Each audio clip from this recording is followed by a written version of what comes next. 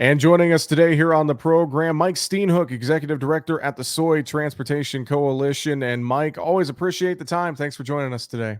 Hey, it's always good to be with you. Thanks for having me.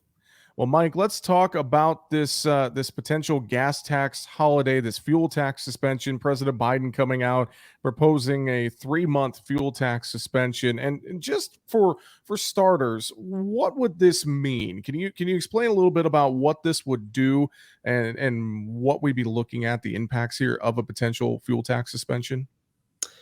Well, I think it's important to put these kind of proposals into context and try to weigh the pros and the cons. Um, you know, Obviously, the sticker shock that we're experiencing at the fuel station, whether you're filling up your car with gasoline or you're filling up your truck with diesel fuel, the main culprit for that sticker shock is a lot of these geopolitical things that are all very complex and very dynamic. The fuel tax is just one component of that, and a lot of people don't fully understand what that amount actually is. For the federal gasoline tax, which was last adjusted in 1993, so we're certainly a number of years on at this level. 18.4 cents per gallon of gasoline, 24.4 cents per gallon of diesel fuel. Now states will have in addition, they'll have their own state fuel tax. The average state fuel tax is 38.69 cents per gallon for gasoline, 40.24 cents per gallon for diesel fuel. So you usually pay more in state fuel taxes than in the federal fuel tax. So by running some calculations, you take the average mileage that someone will drive and the average fuel economy and all of those types of things. And I know identifying a typical farmer and a typical motorist, that's always the challenge, but you're trying to just come up with what's something that's relatable. Your average American spends 88 cents per day on gasoline taxes. That's federal plus state. Your average, say a typical farmer using diesel fuel will spend about $2.51 per day on both federal and state diesel taxes. And so that's what it actually amounts to.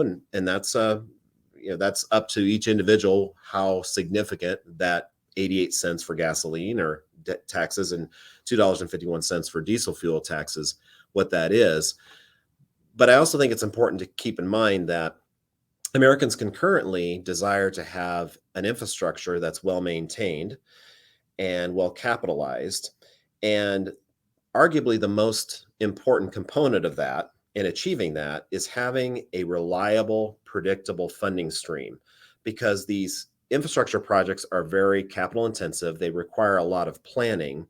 And if you all of a sudden have a more erratic funding mechanism for our roads and bridges, that's one of the most effective ways of driving up the cost of these projects and delaying their completion. So that's something we need to do. We need to weigh the pros and cons of both of this. And I do bristle a bit at the prospect of the fuel tax becoming more of a political football. Because again, what the net result of that would be is you would have an infrastructure that's less well maintained and less capitalized. Yeah, it definitely sounds like there could be some downsides to a fuel tax suspension. And some of the numbers you mentioned, for the average motorist, it's maybe not as big of a break, but maybe for the farmer, a little bit more. As we talk more about the farmer, it feels like it could be a little more beneficial to them, but obviously the cons there being some of those infrastructure issues that could arise. Yeah, and particularly, some farmers, their delivery location might be 10 miles away, so they've got a 20-mile round trip journey. But there's a lot of farmers that will drive 100 miles just to get, so a 200-mile round trip journey. Well, obviously for that farmer, you're putting a lot more miles on. Any kind of cost component, including the tax on fuel, is going to be much more seismic. So that we obviously need to respect and understand that. A lot of farmers, they will have a side business where they have a number of trucks where they'll hire out, or they themselves might have a part-time job where they are a truck driver themselves. Well, obviously that's going to be really important for them, these fuel price escalations that have occurred, including any kind of possibility for a fuel tax suspension. So, clearly it's an important issue for them.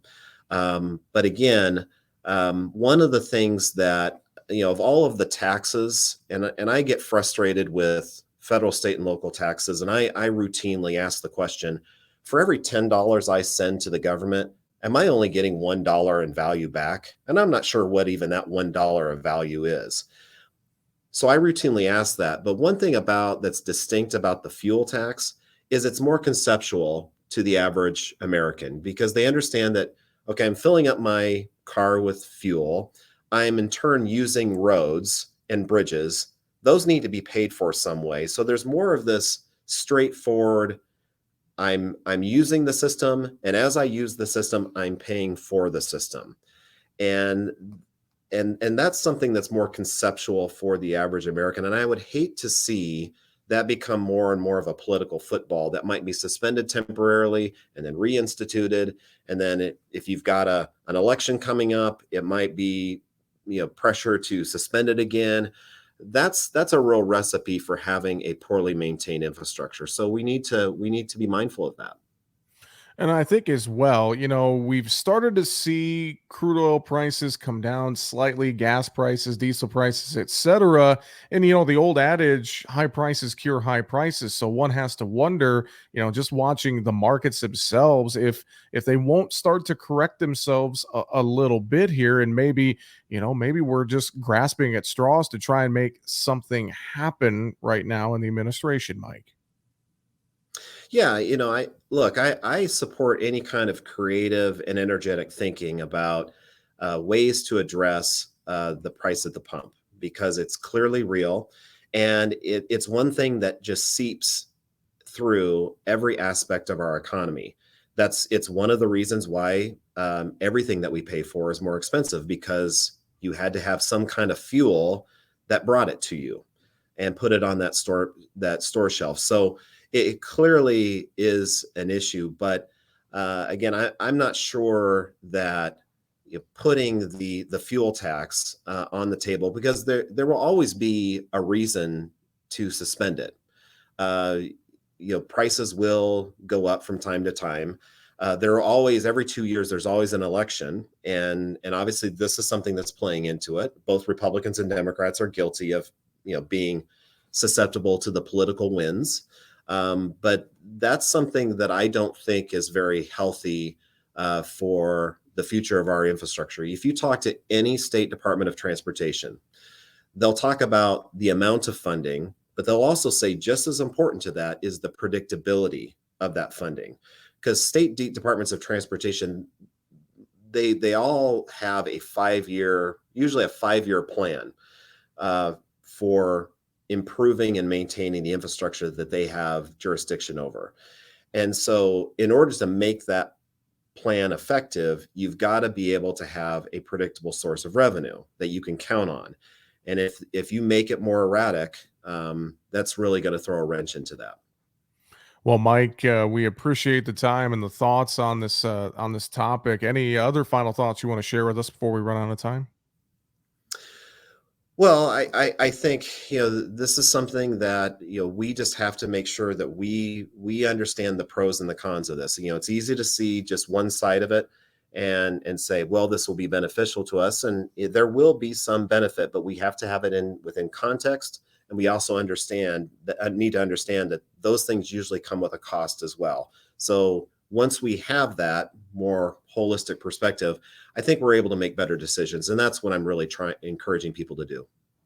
Well, we'll keep our eyes on the situation. I know you will as well. And we appreciate the time with that Executive Director of the Soy Transportation Coalition, Mike Steenhoek. Thanks for joining us today. Thank you, Jesse.